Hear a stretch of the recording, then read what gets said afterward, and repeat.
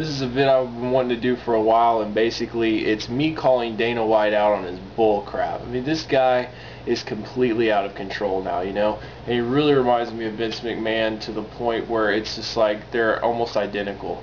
And I'm just going to give you some instances. Dana's ego has gotten so out of control because he thinks that the UFC is the greatest thing ever now because of him. Because he did it. Him and Lorenzo and Frank, they bought this company when it was bleeding money, and all of a sudden, because these guys are such geniuses, that they took it to the promised land, and they're going to make it bigger than soccer, bigger than the NFL. It's going to be the biggest thing ever. Okay? Here's the reality, moron. Okay? Because that's what you are. You're a moron. You're nothing but talk. Okay, the bottom line is you think you get the job done, and you keep on getting these huge fighters to flee away from your company because you're a prick. Alright, here's the deal, okay? Let's talk about Randy Couture. Randy Couture really put UFC on the map. I mean, without Randy Couture, Chuck Liddell, Tito Ortiz, the UFC would not be here right now. It didn't matter what Dana White did, or Lorenzo Fertitta, or Frank, okay? They were going to sell the company when they had Tito and Chuck and Randy in it, because they were still losing a lot of money. The only thing that kept them around was Tito Ortiz, Randy Couture, and Chuck Liddell. Now let's see what's happened, okay? Chuck Liddell, okay? Shot to the moon. You want to know why? Because he's a guy with no personality. He's a guy that doesn't question money or anything about business. All he wants to do is fight. That's all Chuck cares about. Which, guess what? It's perfect for Dana White, okay? Randy Couture, okay? This guy actually does care about the money. He does care about the purses. And he wants to know why all of a sudden this company's making a huge amount of money and he's not getting a big cut of it. And then when they sign these big superstars from Japan, that all of a sudden they're offered a way bigger contract than he is, and he's put in his time with the company. He wants to know that. Doesn't that seem fair? So what does he do? He says, you know what? I'm not going to fight Antonio Rodrigo Nogueira because Fedor beat the piss out of him twice. What's the point? I only have so many fights left in me. What is the point of fighting Nog, okay, when Fedor beat the crap out of him? Alright? Fedor is the #1 heavyweight in the world, and Dana's like, oh, he's a farce. You want to know why he's a farce? Because he doesn't want to deal with you. Anything outside the UFC to Dana White sucks, okay? And he's full of crap. Bottom line is, Fedor is pound for pound the best heavyweight in the world, okay? And you want to know why? The guy's like on a 25 fight win streak, okay? And the bottom line is he lost to TK in his whole career, to Yoshi Kasaka. He lost to him, and guess what? He redeemed him. He redeemed it. He beat him in pride. Okay? So, the only blemish on his career, he beat. And Fedor is now going to fight Tim Sylvia at Affliction. Okay? So, obviously, and then Dana will say, well, he hasn't fought anybody credible. Well, okay, he fought Mark Hunt. Mark Hunt beat Mirko Cro Cop. I think that's pretty credible. He fought Matt Lindland. I mean, granted, Matt Lindland isn't in that weight class, but Matt Lindland brought out a very close split decision with Quentin Rampage Jackson and almost won that fight in the WFA. I mean, these guys aren't chumps like Dana's trying to make it out to be. Yeah, he fought Hongman Choi, okay, but the bottom line is it's not easy to set up a fight with Fedor when all the heavyweights really are taken for different spots. I mean, not everybody wants to fight the guy. I mean, there's some dude, don't get me wrong, anybody wants to fight the top in the world, but it's between organizations and his management and all that, and I understand that, But the bottom line is what I hate is I can't stand how Dana White's treating Randy Couture. Because Randy Couture wants to fight the best in the world. He's got to get the shaft. He's got to get his company blurred out. You can't mention Extreme Couture. You can't wear Affliction. You can't even talk about Randy Couture. But yet, this guy gave them everything, man. This guy gave his whole heart into this company, and now he gets the shaft. He's a joke. Randy Couture is gay. Isn't that what you called him, Dana? You called him gay. You think you're funny? You're not funny. You're an immature prick that doesn't understand how to be professional as a president. And you want to know why? Because you can get away with it. You can get away with it because you've got billionaire buddies, okay? But I'm a fan that's been following the sport for a very long time, and I know you're full of crap, and I'm calling you out on it. That's the bottom line. F me, okay? F the fan. Awesome. That's great, Dana.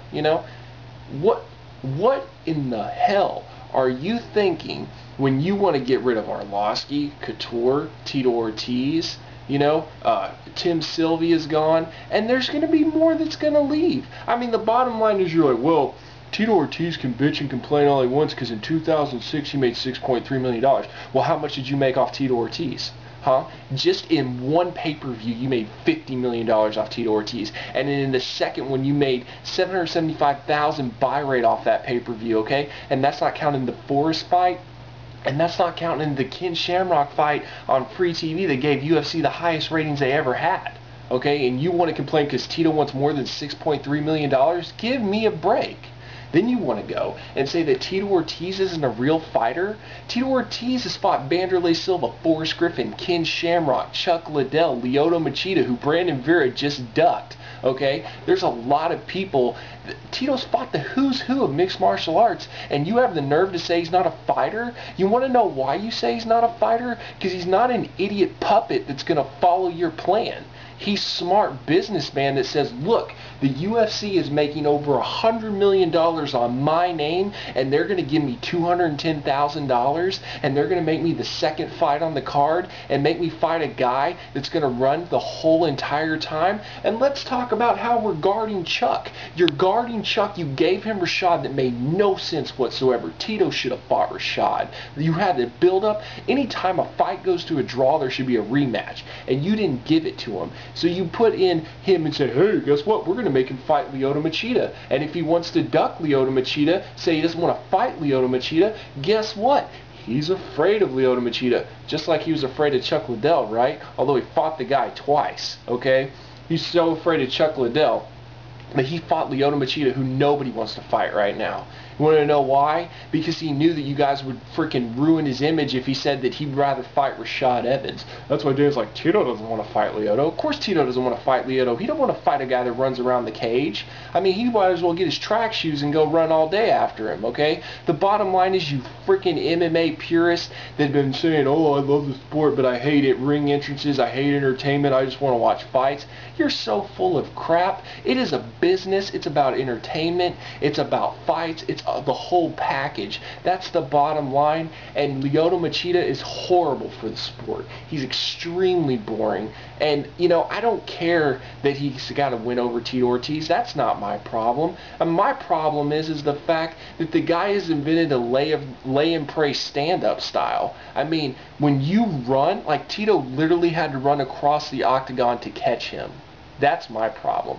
But anyways, let's just say, okay, Chuck Liddell's trainers openly said that Lyoto Machida is a horrible matchup for him, okay? And then Tito Ortiz openly wanted Rashad Evans. Rashad Evans wanted Tito Ortiz, but the fight didn't happen. And guess why the fight didn't happen? Because Tito needed to do the Celebrity Apprentice. Okay, well, Tito wanted to do the Celebrity Apprentice. What's so wrong with that? Okay, it gets the sports name out there to the mainstream public. It helps his fan base. It helps the UFC. And then he was going to fight in May. And then you put Rashad Evans against Thiago Silva. What's the point in that? Why not Rashad Evans and freaking Tito Ortiz and Lyoto Machida versus Chuck Liddell? I'll tell you why. Because you were afraid that Chuck Liddell was going to get embarrassed and look stupid because Lyoto's going to run across the ring and avoid all Chuck's punches. Chuck's going to get frustrated, and then Lyoto's just going to counter. That's what you're worried about, okay? And then you're going to be like, well, Tito isn't a real fighter. Whatever, dude. Randy Couture's a real fighter. Tito Ortiz is a real fighter. How are you not a real fighter if you've had 23 fights? What the crap? The bottom line is, anything that's on the UFC sucks, okay? He says Kimbo Slice sucks. I'm not a huge fan of Kimbo Slice when it comes to mixed martial arts skills, but I understand why he's pushed, because it's a business, and people enjoy watching Kimbo Slice fight, okay? And he says that Uriah Faber can beat the crap out of Kimbo Slice. I doubt it. Okay, I mean, just physics. If Kimbo Slice hits Uriah Faber once in the chin, it's over. Okay, and Tyson Griffin knocked out Uriah Faber. Okay, and that's at 145. So I really, it's just ridiculous statements. And then he said the same thing about BJ Penn. BJ Penn would beat the crap out of Kimbo Slice, and then what did BJ Penn say? I'm a Kimbo Slice fan. I like Kimbo Slice.